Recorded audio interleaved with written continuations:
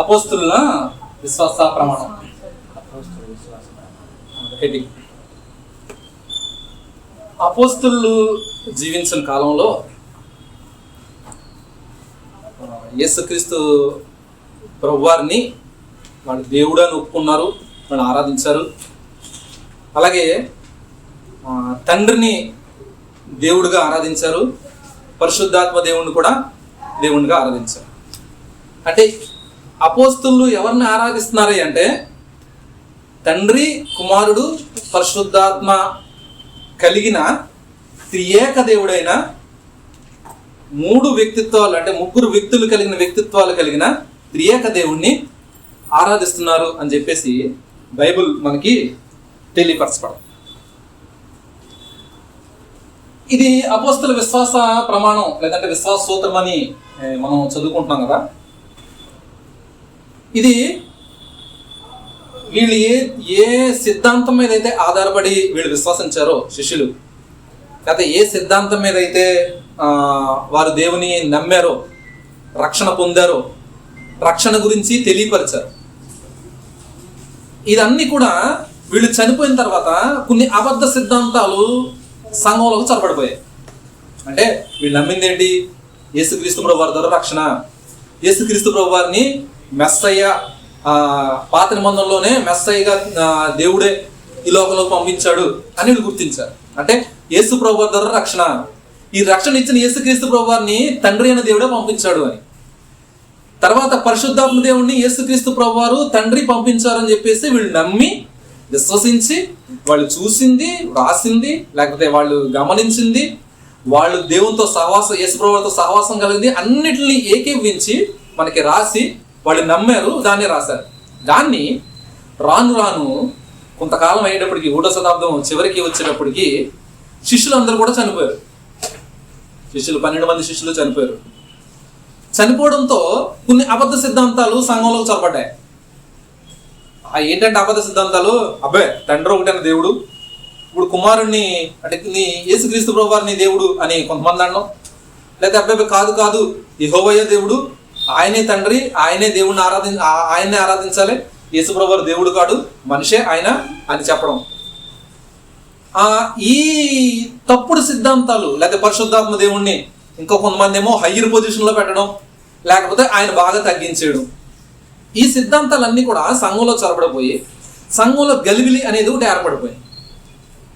అంటే ఏదైతే విశ్వాసం మీద ఆధారపడ్డారో ఆ విశ్వాసానికి తగినట్లు కాకుండా ఇష్టానుసారంగా వెళ్ళిపోయే సందర్భాల్లో ఖచ్చితంగా సంఘానికి మీరు ఇలాగే ఉండాలి, మేము నమ్మింది ఇది, మన త్రియేక దేవుడు ఆది కాండం నుంచి మలాకి వరకు రాసినటువంటి దేవుడు, రాయించినటువంటి దేవుడు, మన పితరులతో ఇశ్రాయేలుతో ఉన్నటువంటి దేవుడు, తర్వాత ఈ లోకంలోకి వచ్చినటువంటి మెస్సయ్య యేసుక్రీస్తు ప్రభు వారు, మనతో ఉన్న దేవుడి గురించే మేము రాస్తున్నాము, ఆయనతో మాకు అనుభవాలు, ఇవన్నీ వాళ్ళకి తెలియపరుస్తూ మేము ఇదే విశ్వాసంలో ఉన్నాము, మీరు తప్పిపోవడానికి వీల్లేదు అని చెప్పి వాళ్ళు నమ్మిన విశ్వాసాన్ని మిగతా వాళ్ళు అవలంబించకపోవడం వల్ల, అంటే శిష్యులందరూ చనిపోయిన తర్వాత వాళ్ళు నమ్మకపోవడం వల్ల ఈ విశ్వాస సూత్రం వాళ్ళు తర్వాత కాలంలో రాయవలసి వచ్చింది అనమాట.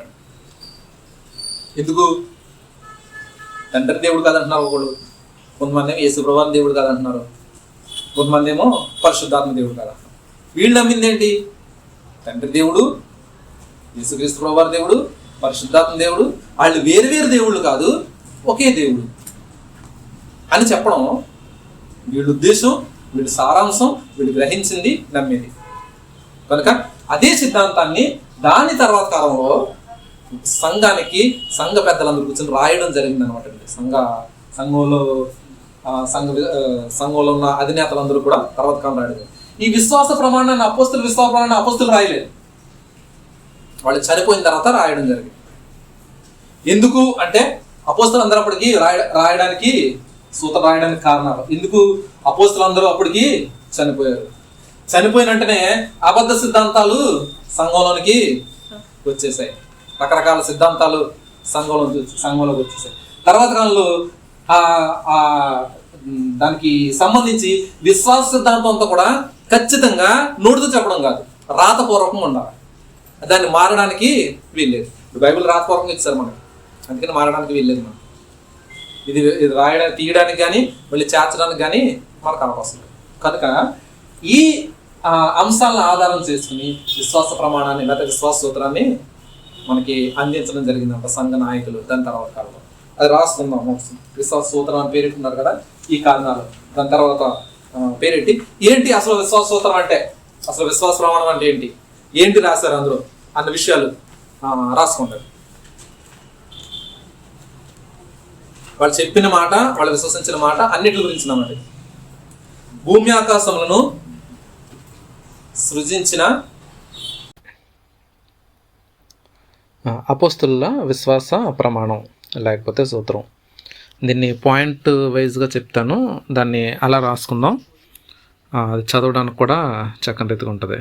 ఫస్ట్ పాయింట్, భూమి ఆకాశములను సృజించిన సర్వశక్తి గల తండ్రి అయిన దేవుని మరియు ఆయన ఏకైక కుమారుడైన ప్రభు అయిన యేసుక్రీస్తును నమ్ముచున్నాను. ఈ మొదటి పాయింట్లోనే వాళ్ళ నమ్మకాన్ని, అపోస్తులు నమ్మకాన్ని తెలియపరుస్తున్నారనమాట. ఏమని? భూమి ఆకాశంలో సృజించిన సర్వశక్తి గల తండ్రి అయిన దేవుని మరియు ఆయన ఏకైక కుమారుడైన యేసుక్రీస్తుని నమ్ముచున్నాను అన్న విషయం. అలాగే రెండో పాయింట్, ఆయన పవిత్రాత్మ వలన గర్భము ధరించబడి, అంటే యేసుక్రీస్తు ప్రభువారు అన్నమాట, కన్యకైన మరియకు పుట్టి, పొంతి పిలాతు అధికారం కింద శ్రమపడి, సిలువ వేయబడి, చనిపోయి, సమాధి చేయబడి, అదృశ్యలోకమునకు దిగిననియు, చనిపోయిన వారిలో నుండి 3వ దినమున లేచి పరలోకమునకు ఎక్కి, సర్వశక్తి గల తండ్రి అయిన దేవుని కుడిపార్శ్వమున కూర్చుండిననియు, సజీవులకును మృతులకును తీర్పు తీర్చుటకు ఆయన, అంటే యేసుప్రభు వారు అక్కడి నుంచి వచ్చి తీర్పు తీర్చుననియు నమ్ముచున్నాను. అంటే ఇక్కడ మొత్తం అంతా కూడా యేసుక్రీస్తు ప్రభు వారి గురించి చెప్పడం జరుగుతుంది. ఆయన పరిశుద్ధాత్మలు గర్భం ధరించాడని, ఆయన కన్యకు పుట్టాడని, పొంతి పిలాతు తీర్పు తీర్చినప్పుడు ఆయన అధికారంగా శ్రమ పడ్డాడని, ఆయన సిలువ వేయబడ్డాడని, చనిపోయాడని, సమాధి చేయబడ్డాడని, అలాగే సమాధి చేయబడిన తర్వాత 3 దినాలు అదృశ్య లోకంలో ఉన్నాడని, ఆయన దిగాడని, చనిపోయిన తర్వాత 3 దినాల తర్వాత మళ్ళీ తిరిగి లేచి పరలోక రాజ్యానికి వెళ్ళాడని, అంటే 40 రోజుల తర్వాత పరలోక రాజ్యానికి వెళ్ళాడని, వెళ్ళిన తర్వాత తండ్రి కుడిపార్శ్వమున ఆయన కూర్చున్నాడని, సజీవులకు అలాగే చనిపోయిన వారికి, మృతులకును సజీవులకును కూడా ఆయన తీర్పు తీరుస్తాడు. ఆయన తీర్పు పరలోకానికి వెళ్ళిన తర్వాత మళ్ళీ రెండోసారి ఆయనకి ఈ లోకానికి వస్తాడని, ఆయనే తీర్పు తీరుస్తాడని నేను నమ్ముచున్నాను అన్నమాట అనమాట. ఇది రెండో పాయింట్ కింద. అంటే యేసుక్రీస్తు ప్రభువారు ఈ లోకంలో ఏం చేశారు, మన గురించి ఏ క్రియ చేశారు, మన రక్షణ కార్యానికి ఏం చేశారు అన్న విషయాలు అన్నీ కూడా ఇందులో మనకు కనబడుతుంటాయి. మూడవదిగా పవిత్రాత్మను నమ్ముచున్నాను. ఇక్కడ పవిత్రాత్మ, పరిశుద్ధాత్మ దేవుణ్ణి కూడా నేను నమ్ముచున్నాను అని విశ్వాస ప్రమాణంలో ముఖ్య భాగాలుగా ఉంటున్నాయి అన్నమాట. తర్వాత పరిశుద్ధుల సహవాసమును, సంఘమును, అంటే క్రైస్తవ సంఘమును, పరిశుద్ధుల సహవాసమును, క్రైస్తవ సంఘమును, పాప క్షమాపణను, శరీర పునరుద్ధానమును, నిత్య జీవమును ఉన్నవని నమ్ముచున్నాము. అంతేకాదు ఈ నమ్మకంలో పరిశుద్ధాత్మ దేవుని, క్రైస్తవ సంఘాన్ని, అలాగే పరిశుద్ధుల సహవాసాన్ని, పాప క్షమాపణని, శరీర పునరుద్ధానాన్ని, నిత్య జీవాన్ని, ఇవన్నిటిని కూడా మేము నమ్ముచున్నాము. అంటే ఇవన్నీ కూడా, ఇది 3 పాయింట్ కింద రాసుకోండి. ఇవన్నీ కూడా